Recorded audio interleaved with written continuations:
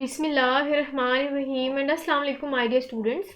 So today the topic of our discussion is again the continuity of the previous topic and that is angiospermic families. जैसा कि आपको पता है कि हम एंजियोस्पर्मिक फैमिलीज को डिस्कस कर रहे थे। आज की लेक्चर वीडियो की बात करें तो आज हमने लास्ट एंजियोस्पर्मिक फैमिली को डिस्कस करना है, दैट इज पोएसी, जिसको हम ग्रामिनी भी बोलते हैं और ग्रास फैमिली भी बोलते हैं। तो बेसिकली आज की लास्ट एंजियोस्पर्मिक फैमिली है और ये सेकंड लास्ट लेक्चर वीडियो। इसके बाद इंशाल्लाह मैं आपके साथ पूरे के पूरे चैप्टर नंबर 9 के इंपॉर्टेंट एमसीक्यू शेयर करूंगी एक लेक्चर वीडियो में, जिससे इंशाल्लाह आपको जो एमसीक्यू पोर्शन है वो कवर हो जाएगा। आज की लेक्चर वीडियो की बात करें तो टॉपिक बेसिकली हमारा इस चैप्टर का लास्ट है, जिसको हम पोएसी फैमिली बोलते हैं। मूव करते हैं फर्दर, वहाँ से पोएसी फैमिली रिलेटेड जो है वो डिटेल डिस्कस करते हैं। सबसे पहले ना मैं आपको इस टॉपिक की इंपॉर्टेंस बता दूँ कि टॉपिक इंपॉर्टेंट कितना है।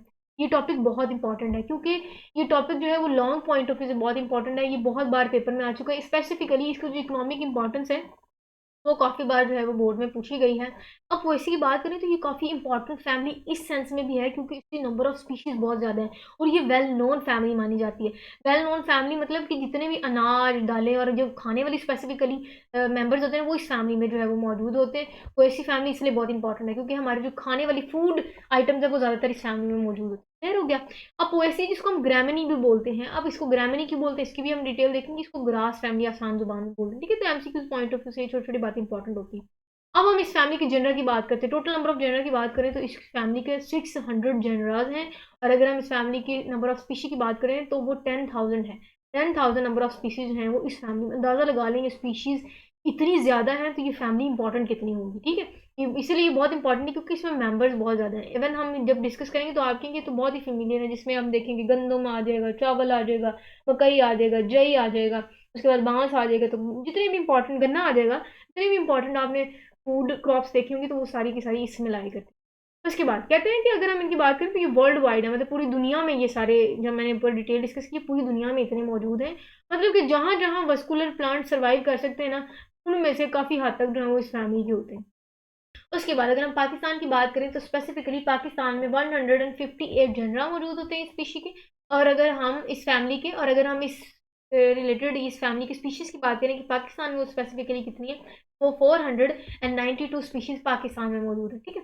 अब ना यहाँ थोड़ी सी इसके नाम रिलेटेड डिटेल देख लें, थोड़ी सी हिस्ट्री समझ लें इस फैमिली के नाम रिलेटेड। वो ये है कि कहते हैं कि माना ये जाता था कि पहले वक्तों में ना पोएसी फैमिली को हम ग्रामिनी फैमिली बोलते थे। क्यों ग्रामिनी बोलते थे? बेसिकली जो लफ्ज़ ग्रामिनी है ना, ये लैटिन वर्ड है और इसका मतलब जो है उसको ग्रासिस कहते हैं। तो लैटिन वर्ड ग्रासिस से ये लफ्ज़ ओरिजिनेट हुआ जिसको हमने ग्रामिनी बोला, ठीक है। क्योंकि अगर हम इस फैमिली के डिफरेंट मेंबर्स की बात करें तो वो ग्रास लाइक आप देख सकते हैं इस तरह, क्योंकि आपको ऐसा लगेगा जैसे घास है। तो क्योंकि वो पेरेंट्स घास की तरह के लगते हैं, जिसके बाद हमने इस फैमिली को ग्रास फैमिली भी बोला और ग्रामिनी भी बोला क्योंकि ग्रामिनी लैटिन वर्ड है, इसका मतलब होता है ग्रासेस। उसके बाद एक और डिटेल, मतलब ग्रासेस के बाद ग्रामिनी के बाद पोएसी नाम कैसे पड़ा? तो पोएसी जो है ना वो फिर फर्दर जब चार्ल्स लिनियस ने इसकी क्लासिफिकेशन की, तो क्लासिफिकेशन करने के बाद जब उसने जीनस पोआ देखा तो जीनस पोआ के अकॉर्डिंगली उसने फिर एक फैमिली को नाम दिया जो कि था पोएसी। और ये जो पोएसी फैमिली ये फिर बाद में आईसीबीएन, जिसको international code of binomial nomenclature बोला जाता है, तो इस इंस्टीट्यूट ने भी इस नाम को ओके किया या इसको परमिट कर दिया। उसके बाद हम अब इस फैमिली को पोएसी फैमिली, ठीक है। तो इसे ये जो पोएसी फैमिली है ये लफ्ज़ जीनस से निकला है जो कि इसका जीनस था पोआ, ठीक है। अब नेक्स्ट हमने इस फैमिली रिलेटेड फीमेल प्लांट्स को डिस्कस करना है। जब आप, आई एम श्योर मैं आपके साथ ये फीमेल प्लांट्स को डिस्कस करूंगी तो आपको बहुत अच्छे से समझ आ जाएगी और बहुत आप इंटरेस्ट लेके ये पढ़ेंगे, क्योंकि हम जो है वो अब अपनी खाने पीने वाली जो बेसिक जो आप कह सकते हैं अनाज वाले प्लांट्स हैं उनको डिस्कस करेंगे। जैसा कि वीट हो गया, गंदम जिसको बोलते हैं, ट्रिटिकम वल्गैरी इसको बोलते हैं, तो इसको हम आसान जुबान में गंदम बोलते हैं, तो ये भी इस फैमिली में आता है। उसके बाद नेक्स्ट इज जियामेज। जियामेज कहते हैं कॉर्न, कॉर्न कहते हैं मकई, मकई आपने देखी होगी, तो जियामेज इस फैमिली में आ जाता है। उसके बाद एविना सेटिवा जिसको ओट्स बोलते हैं, ठीक है, जई जिसको बोलते हैं, तो एविना सेटिवा भी इस फैमिली का मेंबर है। उसके बाद ओरिजा सेटिवा जिसको हम राइस बोलते हैं आसान जुबान में, चावल, वो भी इसका मेंबर है। बम्बूसा जिसको आसान जुबान में बैम्बू बोलते हैं और बांस जिसको बोलते हैं वो भी इस फैमिली का मेंबर है। तो सकेरम ऑफिसिनेरम तो आसान जुबान में गन्ना या शुगर कैन बोलते हैं, वो भी इस फैमिली का मेंबर है, ठीक है। फर्दर प्रोसीड करते हैं और वहाँ से अब हमने इनके करेक्टर्स को स्टार्ट करना है, इनके करेक्टर्स को डिस्कस करना है। अगर हम फैमिली पोएसी रिलेटेड इनके कुछ वेजिटेटिव करेक्टर्स को डिस्कस करें, that is the non reproductive characters, मतलब उन स्ट्रक्चर्स को डिस्कस करें जो रिप्रोडक्शन में इन्वॉल्व नहीं होते। हैबिट की बात करें तो इस फैमिली में आप कह सकते हैं एक इंपॉर्टेंट आप पॉइंट देख लें, वो ये कि ये जो इनमें से काफ़ी सारे मेंबर एनुअल होते हैं और काफ़ी जो है वो पीरियड हर्ब्स मानी जाती हैं।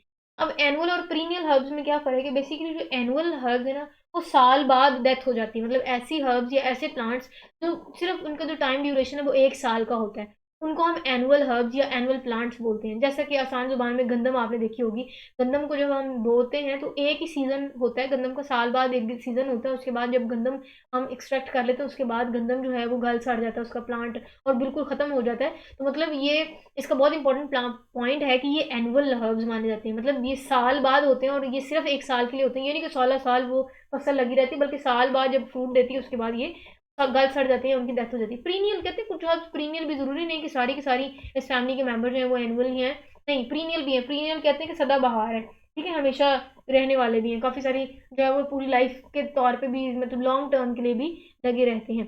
अब हम अगर इनकी स्टेम की बात करें तो इनकी स्टेम में ना एक इंपॉर्टेंट पॉइंट है, दैट इज कि इनका जो स्टेम है ना ये ज्वाइंटेड होता है।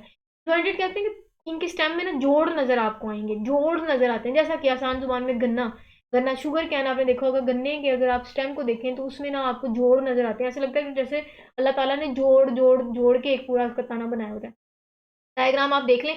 अब ये जो जोड़ है ना इनको हम नोड्स और इंटर नोड्स बोलते हैं। तो बेसिकली कहते हैं कि अगर हम बात करें, जैसे हमने गन्ने की एग्जांपल ली, तो कहते हैं कि इनके स्टेम ना कुछ स्टेम ऐसे हैं जो अंदर से होलो होते हैं, होलो मतलब खाली होते हैं, यूजुअली होलो अंदर से होलो होते हैं। जैसे कि अगर हम एग्जांपल लें, गंदम की एग्जांपल है, तो आपको पता है जो गंदम का स्टेम होता है तो वो इसी तरह का है, नोडेड स्ट्रक्चर रखता है या इंटर नोड्स मौजूद होते हैं। लेकिन वो जो इंटर नोड्स है ना उस पॉइंट पे वो होल होता है खाली। अब आप सबसे पहले तो समझिए नोड्स क्या होता है, इंटर नोड्स क्या होता है। ये जब आपको जो स्पेसिफिकली खास जोड़ नजर आ रहा है ना स्टेम का, जो मैंने एरो से शो किया, ये जो जोड़ नजर आ रहा है, इस आप इस डायग्राम में देखें तो 3 जोड़ है, ठीक है। तो ये 3 जोड़ मतलब 3 नोड्स हैं स्टेम में। तो जो जोड़ है उनको हम नोड्स बोलते हैं, और जोड़, दो जोड़ के दरमियान के जो एरिया, जो सरफेस एरिया, उसको हम इंटर नोड्स बोलते हैं। तो इंटर नोड्स कहते हैं कि इन स्टेम के कुछ इंटर नोड्स अंदर से होलो होते हैं और कुछ जो है वो क्लोज होते हैं। होलो की एग्जांपल मैंने आपको गंदम दे दी कि गंदम का आप जब तना अंदर से देखो तो इंटर नोड से खोखला होता है, खाली होता है। उसके बरक्स अगर हम इस फैमिली की स्पेसिफिकली एक मेंबर शुगर कैन की बात करें या जिसको गन्ना बोलते हैं, उसकी अगर आप इंटरनोड की बात करें तो वो अंदर से आपको पता है भरा होता है, फिल होता है। और वो आपको पता है जिसको हम शुगर कैन बोलते हैं, आपको पता है हम उसको फूड के तौर पे भी लोग उसको यूज़ कर रहे होते हैं, खाते भी हैं लोग, इसमें से शुगर भी एक्सट्रैक्ट की जाती है। ये हमने स्टेम की डिटेल देखी। अब हमने लीव्स की डिटेल देखनी है। अगर हम इस फैमिली की लीव्स की बात करें तो इनके लीव्स सिंपल होते हैं, ठीक है। कुछ के लीव्स जो है वो सिंपल, मतलब आपको पता है कि कोई कम्प्लेक्स स्ट्रक्चर नहीं रखते, कोई लीफलेट्स नहीं है, सिंपल स्ट्रक्चर है। सोलिटरी होते हैं एट द नोड्स के, नोड्स वाले पॉइंट पे सोलिटरी होते हैं। इस तरह की जो है वो नोड्स में से जो है वो लीव्स निकल रहे हो तो उसको सोलिटरी बोलते हैं। सम टाइम कहते हैं क्राउडेड, कुछ तो इस तरह की सोलिटरी होते हैं, मतलब नोड से एक लीव निकल गया, दूसरे नोड से एक नहीं लीव निकल गया। कुछ क्राउडेड फॉर्म में भी मौजूद होते हैं। अल्टरनेट आपको पता है कि ऐसे लीव्स का स्ट्रक्चर जिसमें एक लीफ ऊपर होता है, नीचे दूसरा, नीचे तीसरा, ऊपर चौथा नीचे, मतलब इस तरह की जिगजैग पैटर्न में लीव्स लगे होते हैं। और कुछ एक्सट्रीपुलेट होते हैं। एक्सट्रीपुलेट का मतलब होता है, नीचे आप डायग्राम देखेंगे ये लीव्स हैं, और लीव्स की बेस पे मैंने कहा था कि स्टिप्यूल कहते हैं कि लीफ लाइक अपेयरेंस, या आप कह सकते हैं एक्सटर्नल, आप कह सकते हैं आउट ग्रोथ, ठीक है, जो लीव्स के बेस पे मौजूद होती है उसको स्टिप्यूल बोलते हैं। लेकिन ये एक्स स्टिपुलेट लीव्स है, मतलब ये ऐसे लीव्स होते हैं जिनके बेस पे हमें स्टिप्यूल नजर नहीं आता। ये मैंने आपको नजर आने वाला स्ट्रक्चर दिखाया, लेकिन वो कह रहे हैं कि ऐसे प्लांट्स के लीव्स, मतलब इस फैमिली के जो लीव्स हैं वो एक्स स्टिपुलेट होते हैं, मतलब उनकी बेस पे कोई स्टिप्यूल का स्ट्रक्चर मौजूद नहीं होता, या एक्सटर्नल ग्रोथ स्टिप्यूल टाइप मौजूद नहीं होती। लैग्यूनेट है, ठीक है। उसके बाद सेसाइल है। सेसाइल कहते हैं कि ये साइल लीव, सेसाइल का मतलब जिसमें पेडिसल ना लगी हो, सिंपल एक स्टेम और उसके बाद फॉरन लीव लगा हो जिसमें पेडिकल नहीं होती है। अब जब हम इनकी बात करेंगे तो अब आप देखेंगे सिंपल लीव्स हैं, इनमें ना तो कोई डंडी है ना कुछ, डायरेक्ट ये स्टेम के साथ अटैच होते हैं, तो ऐसे लीव्स को हम सिसाइल लीव्स बोलते हैं, ठीक है। उसके बाद हम नेक्स्ट इनके कुछ फ्लोरल कैरेक्टर्स को डिस्कस करते हैं, दैट इज द रिप्रोडक्टिव। अब हमने जो है वो रिप्रोडक्टिव कैरेक्टर्स डिस्कस करने हैं। रिप्रोडक्टिव कैरेक्टर्स, और फिर जाहिर है वो उन प्लांट्स के पार्ट्स को डिस्कस करेंगे जो रिप्रोडक्शन में इन्वॉल्व होते हैं। पहला पॉइंट है इन्फ्लोरेसेंस। इन्फ्लोरेसेंस मतलब कि फ्लावर अरेंजमेंट की बात करें इस फैमिली रिलेटेड कुछ मेंबर्स की, तो वो कहते हैं कोई डेंस स्पाइक होते हैं। इनके ना फ्लावर्स कुछ खास कम्प्लेक्स स्ट्रक्चर रखते हैं अदर फैमिलीज के निस्बत। वो ये है कि जैसे आप माइंड में गंदम की एग्जांपल ले लें, ये मैंने वीट के साथ आपको आसान जुबान में समझाने के लिए ना मैंने आपको एग्जाम्पल के तौर पे एक वीट का प्लांट आपको शो भी कर दिया। तो ये वीट गंदम का ये आपको पता है प्लांट लगा हुआ है। उसके बाद कहते हैं कि इसमें ना स्पाइकलेट्स मौजूद होती हैं, ये स्पाइकलेट्स, तो ये बेसिकली फ्लावर स्ट्रक्चर है, लेकिन इनमें खास किस्म के फ्लावर्स होते हैं, थोड़ी अरेंजमेंट जो है वो स्पेसिफिक होती है। अब वो अरेंजमेंट स्पेसिफिक क्या है, उनकी क्या डिफरेंट स्ट्रक्चर है, वो हमने देखना है। तो बेसिकली ओवरऑल कुछ जनरल आप स्ट्रक्चर देख लें, वो ये कि रेचिला मौजूद होता है, ये डंडी जिसको बोलते हैं, तो ये डंडी है जिसको हम रेचिला बोलेंगे, और उसके ऊपर हमारे डिफरेंट स्पाइकलेट्स मौजूद होते हैं। अब इन स्पाइकलेट्स पे फ्लावर्स लगे होते हैं, और उन फ्लावर्स को हम देखेंगे, उनके डिफरेंट स्ट्रक्चर्स को देखेंगे। समझ आ गई, ओवरऑल जनरल समझ आ गया। कहते हैं कि इन फ्लावर्स की बात करें, डेंस स्पाइक, ये काफ़ी सारे डेंस आपको देखे, काफ़ी स्पाइक्स और उस पर धागे भी लगे होते हैं, जो आपको हेयरी अपेयरेंस जो है वो बाहर आउट ग्रोथ नजर आ रही है, उसको भी हम डिस्कस करेंगे क्या कहते हैं। कहते हैं कि ये क्लस्टर की फॉर्म में भी मौजूद होता है, और ये जो क्लस्टर ऑफ आप कह सकते हैं ब्रांचिंग काफ़ी सारी स्पाइकलेट्स उनको बोलते हैं, कि काफ़ी सारे क्लस्टर में ये जो फ्लावर्स अरेंज होते हैं उनको हम स्पाइकलेट्स बोलते हैं। अब कहते हैं हर स्पाइकलेट की बात करें, अब इसमें इस अगर हम डायग्राम की बात करें तो इसमें 1 2 3 4 5 6 7 स्पाइकलेट्स हैं, लेकिन कहते हैं अगर हम इसमें से एक स्पाइकलेट को सिलेक्ट कर लें तो उसका स्ट्रक्चर कुछ अंदर से इस तरह का होगा। तो अगर हम एक स्पाइकलेट की बात करें तो उस स्पाइकलेट में ब्रैकेट्स मौजूद होती हैं, तो ब्रैकेट के अंदर अब डिफरेंट स्ट्रक्चर मौजूद होगा, जिसको हम एक डंडी बोलेंगे आसान जुबान में, जिसको रेचिला बोला, जैसे हमने कहा ना कि ये रेचिला है, और जिसको रेचिस बोलते हैं, उसके ऊपर जो है वो बेसिकली स्पाइकलेट मौजूद होता है। अब इसमें अगर हम बात करें तो ये ब्रैकेट में भी दो ब्रैकेट्स होती हैं, एक ऊपर लगी होती है और दूसरी नीचे लगी होती है, ठीक है। अब ये आपको कवर ब्रैकेट आसान जुबान में अपने क्या है कवर, वो स्पाइकलेट जिसको कवर किया होता है जिस कवरिंग ने, उस कवरिंग को हम बेसिकली ब्रैकेट्स बोलते हैं, और वो कवरिंग दो होती है, एक तो वो फ्लावर के नीचे बेस पे मौजूद होती है जिसको हम ब्लूम्स बोलेंगे, तो जो ब्लूम्स हैं वो नीचे होती हैं, और ऊपर भी जो कवरिंग होती है उसको हम बोलेंगे ये लीमना बोलेंगे, ऊपर जो कवरिंग होती है उसको हम लीमा बोलेंगे। फिर आप देख लेते हैं एक स्पाइक है जी, दो उसमें ब्रैकेट मौजूद होती हैं, जो नीचे वाली ब्रैकेट्स है उसको हम ग्लोम्स बोलेंगे, जो एम्प्टी होती है, और ऊपर जो फ्लावर जिसको क्लोज करता है हेलाइन स्केल लाइक अपेयरेंस होती है, जिसको हम पेलिया बोलते हैं। क्लियर हो गया, ये पेलिया का स्ट्रक्चर, ये नोकीला स्ट्रक्चर जिसको हम पेलिया बोलते हैं, इस तरह की जो नोक वाला स्ट्रक्चर इन्होंने लेबल किया उसको हम पेलिया बोलते हैं। तो ये सक्सेसफुली फ्लावर को बेसिकली ये ऐसी कवरिंग होती है जो फूल को बंद करता है। तो ये फूल है जिसके अंदर आप एंडोशियम और गाइनोशियम और ओवरी भी देख सकते हैं, ये देखो ओवरी, फिलामेंट और एंथर मौजूद होते हैं। तो बेसिकली ये एक फ्लोरेट है, एक फ्लोरेट का मतलब एक फ्लावर है जिसके ऊपर स्टिग्मा का स्ट्रक्चर भी है, एंड्रोशियम भी है, गाइनोशियम भी है, ओवरी भी मौजूद है, सारा का सारा फीमेल और मेल रिप्रोडक्टिव।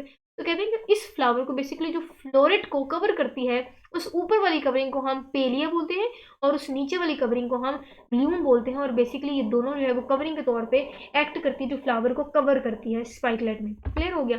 नेक्स्ट लीमा है, पेलिया जो मैंने ऊपर आपको बता दी, लीमा और पेलिया का तकरीबन सेम फंक्शन है, क्योंकि उन्होंने कवर ही करना होता है फ्लावर को, और उस फ्लावर के दोनों स्ट्रक्चर को हम कलेक्टिवली फ्लोरेट बोलते हैं। मतलब अगर हम फ्लोरेट की बात करें तो उसमें लीमा भी आ जाता है और पीलिया भी आ जाता है, ये फ्लोरेट, इसमें लीमा भी आ जाता है और पेलिया भी आ जाता है। उसके बाद ब्लूम्स और लीमास, ये जो है इनमें छोटे छोटे ऊपर धागे नुमा स्ट्रक्चर लग गए होते हैं, या स्केली, फिर बड़ी चुभने वाले आप कह सकते हैं, क्रिस्टल लाइक ना, जैसे आप कह सकते हैं कांटे नुमा के स्टिफ सख्त क्रिस्टल्स लग गए होते हैं, जिनको हम ऑन्स बोलते हैं।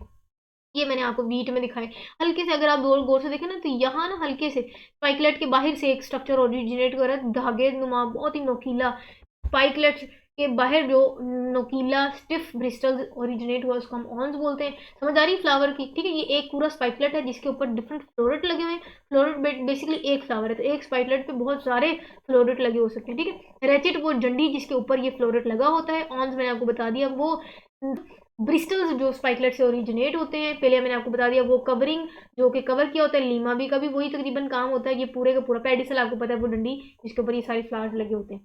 तो काफ़ी सारी चीज़ें तो यहाँ ही समझ आ गई होगी। उसके बाद कहते हैं कि अब अगर हम स्पाइकलेट ऑफ ग्रासेस की बात करें, मतलब इन फैमिली के स्पाइकलेट्स की बात करें, तो वो वेरी करती है हर जनरल में, डिफरेंट जनरल्स में डिफरेंट वेरिएशंस हैं स्पाइकलेट की, और वो वेरिएशन किसके अकॉर्डिंग, उनके बेसिस दो हैं। एक तो डिफरेंट नंबर के अकॉर्डिंग है कि उनके जो फर्टाइल फ्लोरेट्स हैं, फ्लोरेट आसान जुबान में फ्लावर हैं जितने, उनके नंबर के अकॉर्डिंग भी जनरल हमने बनाए, और दूसरे बात deposition of sexes with in them, के जो फ्लोरेट के स्ट्रक्चर के अंदर जो डिफरेंट सेक्सेस हैं, जैसे हमने पीछे एंथर देखा, फिलामेंट देखा और ओवरी देखी, तो मेल और फीमेल रिप्रोडक्टिव ऑर्गन्स या मेल और फीमेल सेक्सेस की डिपोजिशन की वजह से भी हमने डिफरेंट जनरल में इनको क्लासीफाई किया। उसके बाद फ्लावर की बात करें तो अगर कहते हैं कि इस फैमिली की फ्लावर की बात करें तो वो बाइसेक्सुअल है। बाइसेक्सुअल मीन कि ऐसे फ्लावर जिनमें बार बार मैं बता रही हूँ जिनमें दोनों सेक्स ऑर्गन मौजूद हों, तो इस तरह के स्ट्रक्चर रखते हैं, लेकिन ज़रूरी नहीं। अब भी ना सिर्फ फैमिली पोएसी में हम एक टर्म डिस्कस करेंगे, कहते हैं समटाइम ये यूनिसेक्सुअल सेक्सुअल भी होता है। हमने पीछे कहा कि पिछली तमाम फैमिलीज में बेसिकली हमने बाइसेक्सुअल वाला कॉन्सेप्ट देखा, लेकिन वो कहते हैं कि अगर हम पोएसी फैमिली के फ्लावर्स की बात करें तो वो यूनिसेक्सुअल होता है, मतलब कि उसमें एक सेक्स ऑर्गन भी मौजूद हो सकते हैं। तो इनके कुछ फ्लावर्स में एक सेक्स ऑर्गन भी एक फ्लावर पे एट अ टाइम मौजूद होते हैं, और स्मॉल होते हैं इनके फ्लावर, बहुत छोटे छोटे होते हैं, इवन इतने छोटे होते हैं कि छुपे होते हैं। ये वजह कि हम इन फ्लावर्स को इनकॉन्स्पिकुअस बोलते हैं, मतलब कि फ्लावर छुपे होते हैं, हम तो अंदाजा लगा लें कितनी कवरिंग के अंदर वो फ्लावर जो बेचारा छोटा सा फ्लोरेट है वो छुपा होता है। सेसाइल होता है, मैंने पीछे भी आपको बता दिया, डंडी नहीं लगी होती इनकी। जो फ्लोरेट जहाँ लगा है ना, वो स्पेसिफिकली कोई डंडी नहीं, डायरेक्ट ये स्टेम से ओरिजिनेट हो रहे होते हैं। ब्रैक्टिएट, इनमें ब्रैकेट्स मौजूद होती हैं। कवर आपने हमने पीछे भी अभी 2 ब्रैकेट्स देखी, जो अपर थी और जो लोअर थी। नीचे वाली को हमने ग्लूम्स बोला और ऊपर वाली को हमने बेलिया बोला था। इनकम्प्लीट फ्लावर्स है, कंप्लीट फ्लावर्स नहीं है, क्योंकि इनमें प्रॉपर आप कह सकते हैं एडवांस्ड स्ट्रक्चर नहीं मौजूद होता। ठीक है, यही वजह है कि इनको इनकम्प्लीट फ्लावर बोलते हैं। जाइगोमॉर्फिक फ्लावर का मतलब होता है कि अगर हम फ्लावर को डिवाइड करें ना, तो वो 2 इक्वल हाफ्स में अगर डिवाइड हो जाए ना, और ये हाफ बिल्कुल सेम हो इस हाफ से, मतलब इक्वली दोनों स्ट्रक्चर वाइज भी इक्वली डिवाइड हो, इस तरह के फ्लावर होते हैं जिनको जाइगोमॉर्फिक बोलते हैं। हाइपोगायरस मैंने बार बार बता दिया, ऐसी कंडीशन जिसमें जो ओवरी है ना, उसके बेस में से नीचे से जब मेल रिप्रोडक्टिव पार्ट ओरिजिनेट हो, तो उस पोजीशन में ओवरी जो है वो सुपीरियर हो जाती है। तो ऐसे फ्लावर जिनमें ओवरी सुपीरियर पोजीशन हो, तो हाइपोगायनस फ्लावर बोलते हैं। फ्लावर भी समझ आ गई। पेरेंट्स की बात समझे, कहते हैं कि पेरेंट ऐसा स्ट्रक्चर है जिसमें बेसिकली सेपल और पेटल फ्यूज होती है। तो जो सेपल है और पेटल है, ये फ्यूज होकर जो स्ट्रक्चर बनाते हैं उसको पेरेंट बोलते हैं। ये पॉइंट आप इस डायग्राम से बहुत अच्छे समझ सकते हैं। पेटल जिसको हम क्रोला बोलते हैं, ये ऊपर है, और केलेक्स जिसको उन्होंने नीचे सेपल मेंशन किया, ये दोनों मिलके वो कहते हैं कि पेरियंथ बनाते हैं। तो कहते हैं कि अगर हम सेपल और पेटल की बात करें तो वो एब्सेंट होते हैं।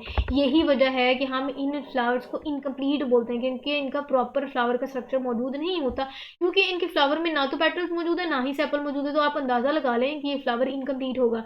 अब यहाँ ये नहीं कह सकते कि इनमें कोई कमी रह गई अगर, तो ये इनमें ये नहीं है सेपल और पेटल कमी, इसलिए क्योंकि ये फ्लावर काफ़ी हद तक कवर होता है, तो इनको खास ज़रूरत पेश नहीं आती पेटल्स की भाई अट्रैक्ट करें और पोलिनेशन वाला कोई कंसेप्ट हो। ये क्योंकि बहुत अच्छे से कवर होते हैं, तो इनकी फ्लावर्स के अंदर उन स्ट्रक्चर की ज़रूरत ही नहीं होती, तो एब्सेंट होते हैं। उसके बाद उन्होंने कहा कि जी एंड्रोशियम की बात करें, तो एंड्रोशियम की अगर हम स्टेमन की बात करें, तो वो 1 से लेकर 6 स्टेमन हो सकते हैं। ठीक है, 1 से लेकर 6 हो सकते हैं। अब वो 1 to 6 वाले हम स्पेसिफिकली एग्जाम्पल भी देख लेते हैं। कहते हैं कि अगर हम गंदम की बात करें, तो गंदम में 1 से लेकर 3 होते हैं। ठीक है, उसके अलावा 1 से 6 जो हैं वो भी होते हैं।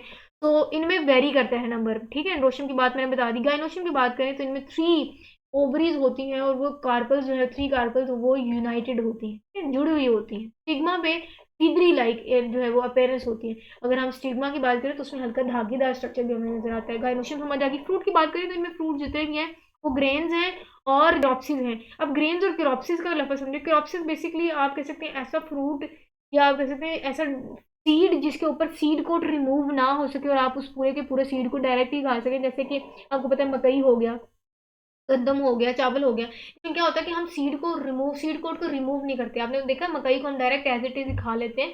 तो ऐसे फ्रूट्स जिनको हम कह सकते हैं कि जो ड्राई होते हैं, जिसमें हम जिसकी पेरिकार्प जिसको फ्रूट वॉल बोलते हैं, वो फ्यूज्ड होती है सीड कोट के साथ। यही वजह है कि उनमें हम सीड कोट को रिमूव करके फ्रूट नहीं खाते। क्यों? क्योंकि वो पेरिकार्प जो कि फ्रूट वॉल माना जाता है, fruit wall plus seed coat, ये दोनों फ्यूज होते हैं, जिसकी वजह से हमने कहा कि जो फ्लावर है, जो इनका फ्रूट है, उनके सीड को हम सीड कोट को रिमूव किए बगैर ही उनके फ्रूट को खाते हैं। ग्रेन्स हैं इनमें, और क्रायोप्सिस आ जाती है। उसके बाद अब यहाँ से हमारा बहुत बहुत बहुत इंपॉर्टेंट लॉन्ग क्वेश्चन स्टार्ट होता है, जो कि है economic importance of family Poaceae. Very very very important long question, bar bar paper में आ चुका है। यही वजह है कि मैं बार बार आपको इसकी इंपॉर्टेंस बता चुकी हूँ इस टॉपिक की।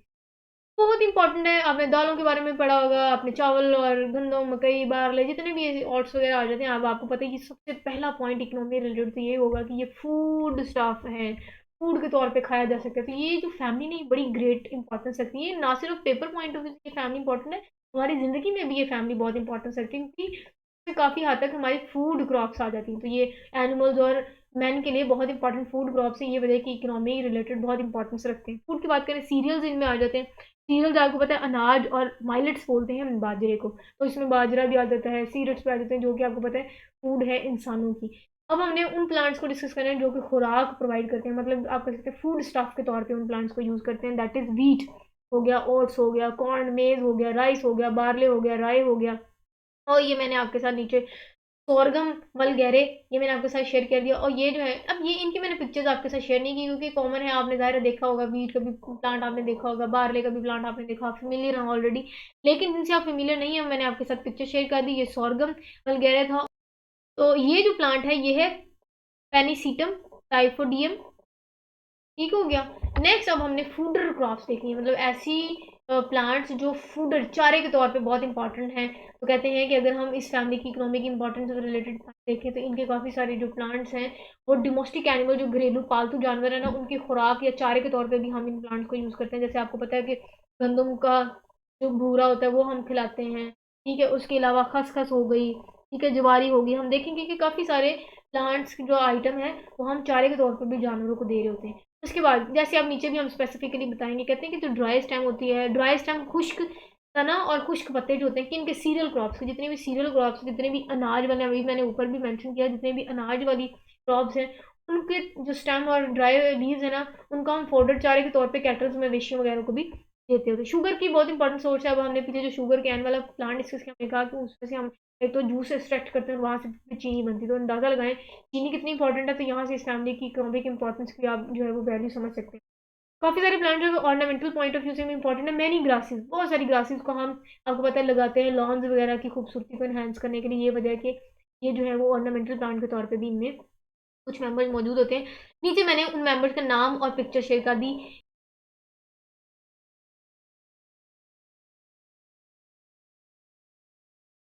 ये पहला प्लांट मैंने आपके साथ मेंशन किया, दैट इज एग्रोस्टिस।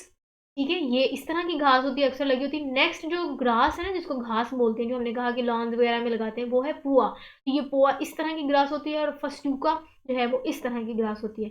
तो एग्रोस्टस, तो एग्रोस्टिस, पुआ और फेस्टूका, ये मैंने आपके साथ नाम भी शेयर कर दिया, और वन बाय वन मैंने आपके साथ पिक्चर भी शेयर कर दी। तो आपने ये ग्रासेस जो है वो इर्द गिर्द अपने लॉन्स वगैरह में ग्रो की हुई देखी, तो यहाँ से भी आप इस फैमिली की इकोनॉमिक इंपॉर्टेंस का अंदाजा लगा सकते हैं। नेक्स्ट इज बैम्बूस, जिसको बैम्बूसा बोलते हैं या बैम्बू बांस बोलते हैं। बांस की बहुत बहुत बहुत इंपॉर्टेंट है। बांस बहुत ज़्यादा चीज़ों में यूज़ होता है।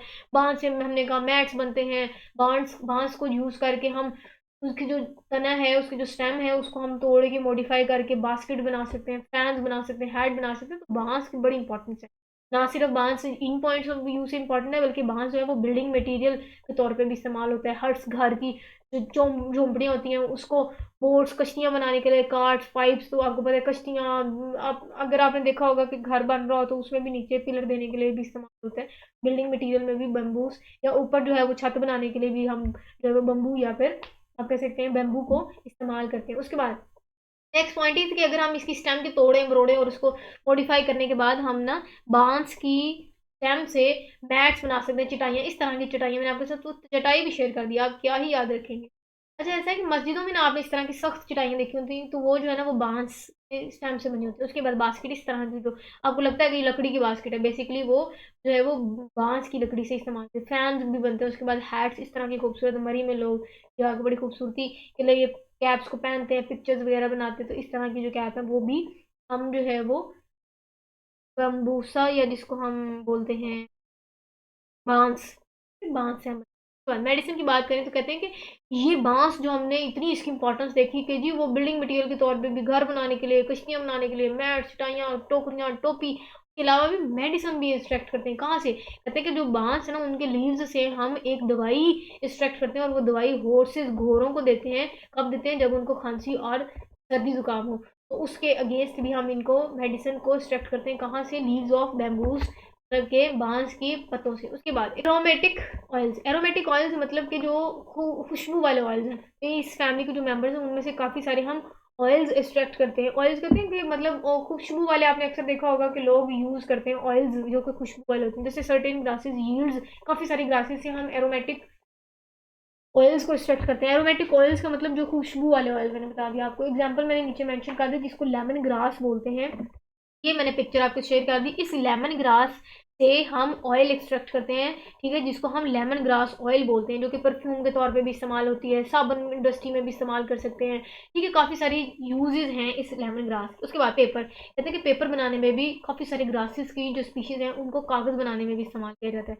ब्रीवरेज, ब्रीवरेज कहते हैं कि ऐसी इंडस्ट्री जिसमें हम शराब बनाते हैं। जैसे हम एक शराब का नाम आप सुन लें, जो कि इथाइल अल्कोहल, जिसको हम सीरियल्स में से एक्सट्रैक्ट करते हैं। तो सीरियल्स, अनाज वगैरह से हम इनको बना रहे होते हैं। उसके अलावा एग्जांपल, नेक्स्ट एग्जांपल है विस्की।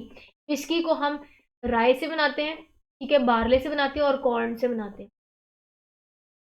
ठीक है, उसके बाद नेक्स्ट इज रम। रम भी एक आपने सुना होगा, एक शराब का ही एक नाम है। तो रम जो है वो हम शुगर कैन या गन्ने जिसको कहते हैं उससे एक्सट्रैक्ट करते हैं। रॉब्स काफ़ी सारी जो है वो रस्सियाँ आपने देखी होगी। जो प्लांट है सिकैरम मंजा, उसके लीव्स में से हम ऐसे फाइबर्स को एक्सट्रैक्ट करते हैं जो कि रॉब्स, रस्सियाँ बनाने में भी इस्तेमाल होते हैं, जिसकी वजह से हम रस्सियाँ बनाते हैं। और ये जो खूबसूरत प्लांट जिसके हम मॉडिफाई करके रस्सियाँ बनाते हैं वो इस तरह का होता है। मैंने आपके साथ नाम भी शेयर कर दिया और उसकी पिक्चर भी शेयर कर दी, ताकि आपके माइंड में ये कॉन्सेप्ट लॉन्ग टर्म के लिए रहे। दिस इज़ इट, यही था हमारा आज का लेक्चर और आज की आप कह सकते हैं सेकंड लास्ट लेक्चर वीडियो। इसके बाद इंशाल्लाह मैं इस पूरे चैप्टर रिलेटेड इंपॉर्टेंट एमसीक्यूज आपके साथ शेयर करूंगी, जिससे आपकी बहुत अच्छी तैयारी हो जाएगी। दिस इज़ इट, यही था आज का लेक्चर। मैंने कोशिश की कि मैं जो है वो डायग्रामेटिकली आपको ये टॉपिक आसान कर दूँ। तो आई होप आपको बहुत अच्छे से समझ आई होगी। इस रिलेटेड आपने अगर कुछ कमेंट सेक्शन में पूछना हो तो आप पूछ सकते हैं। Don't forget to like share and subscribe to my YouTube channel for more related videos. Okay then, stay connected. अल्लाह हाफिज़।